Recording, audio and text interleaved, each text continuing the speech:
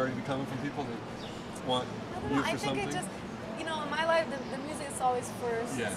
I try to make it first. Sometimes I get distracted. Right. So it would all just depend on doing justice to the music. And now we have this awesome band, the Radio Music Society band. Talk about this tour and this band, Yes. how this album's going to then translate to the stage.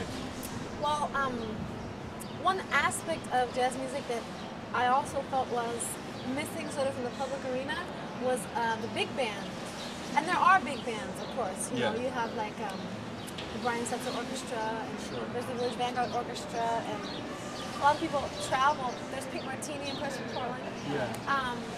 But I had been listening a lot to Thad Jones and hearing this evolution in the big band as an ensemble. And I went, wow, that would be a really special thing to unpackage. If we do get more audiences, I would love to sort of share part of the evolution of that aspect of jazz with a wider audience, including the improvisation and the interpretation. So I took half the big band out. I can't afford to take a full big band. So we're half of a big band, 7 horns, rhythm section, and we're really just unpackaging all that we can in this music. I worked with Greg Hopkins at Their Memory on the arrangements. Very modern, incredible arrangers, jazz arrangers. So we're creating this show, this night of music. It's a dance kind of from the big band sound, and obviously all the music from the record. A lot of improvisation, a lot of on the spot, a lot of grooving. We want people to feel like they can dance. Sure.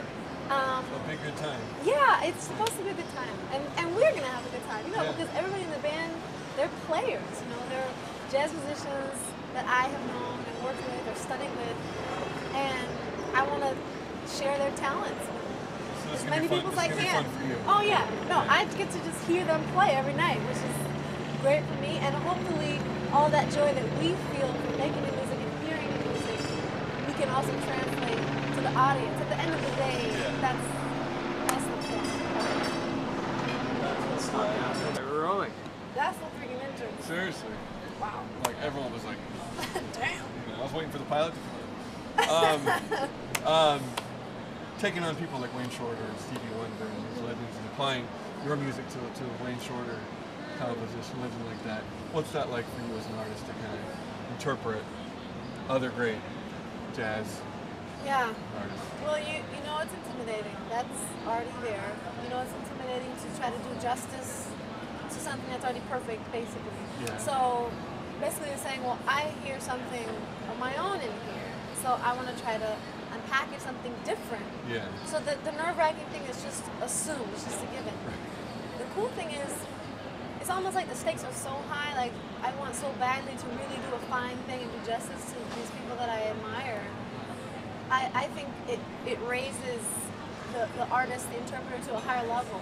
Like you reach deeper for things to try to bring out like the absolute best you have to do. It's almost like for the sake of someone else. Kind of, you know, I don't want Wayne to hear the song and go, ugh, you know. Right. And he may, no. I want to. And the same with Stevie Wonder, you know, that song is sung by legend, written by legend, so it's already perfect. And I had a conversation with Joe Lovano one time, and we were playing somewhere in Italy, and we were listening to someone play a standard, and he said, you know, if you're going to do something that's so well known, like in the hearts of people already, you really have to have your own story. Otherwise, you're just telling someone else's story. So that's part of the inspiration for having Joe Lovano, I can't help it. And I guess that, in a way, gave me confidence to figure out what that story really was and then unpackage it. Of course, the story is very different. You can see in the movie and in the film. And Joe Lovano, since he was sort of the inspiration to keep delving through on that song, obviously I brought him in. So it's like, they have a different spin.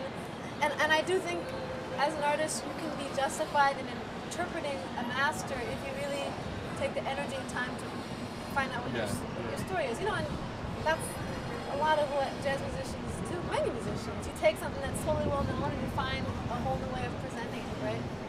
And you're always doing that. And to be kind of, I know you probably talked about this before, but being kind of like the new face of jazz in so many ways. Is there a responsibility there that you have to, like all this new audience is being turned on to jazz music and everything that you do through your music? Do you feel a responsibility there then to give them something new and fresh, give the audience something new and fresh, and they're looking to you now for to kind of carry that on? Well, speaking of that, I mean, I wouldn't want to be the face of jazz because no one person can be the face of jazz, you know.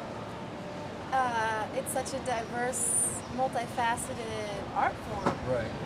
What I like is the opportunity to talk about the music, and I hope that sometimes platforms that I'm offered, I can invite people into the space that maybe wouldn't be offered the same opportunity.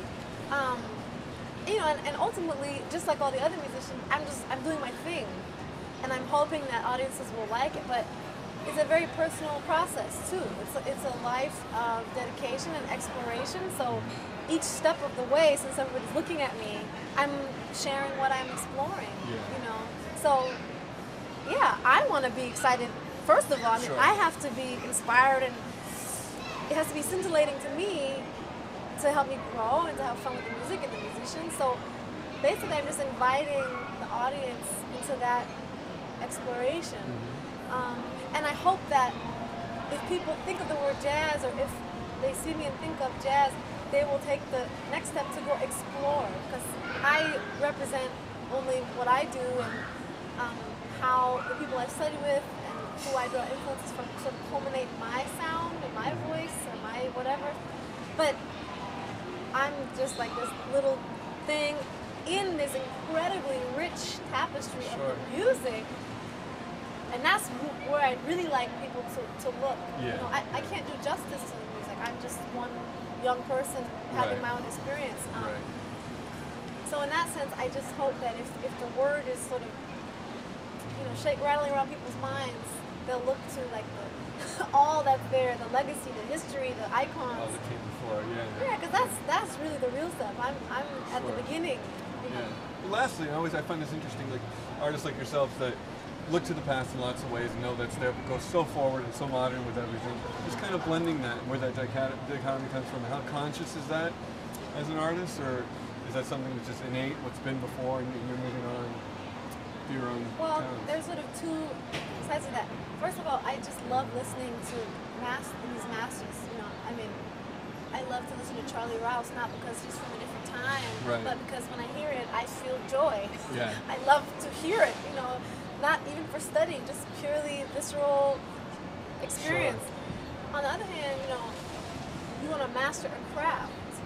I can quote Quincy Jones. He said, you know, until God gives us a 13th note, you go find out what everybody did with the 12 notes we have. That's just doing justice to your craft. So if there's a master that's in your era and you can go check them out, cool. But I think any artist would agree that you study the masters, you study what's been done that worked, and you figure out what worked, and you try to apply it into your thing. And sort of inevitably that mishmash of influences will create something new. You know, it's like making a kid. You know, it has elements of the mob, elements of the community, but it's its own thing too. Yeah. Very good. Well done. Well said. Thank you. Real pleasure. Thank you.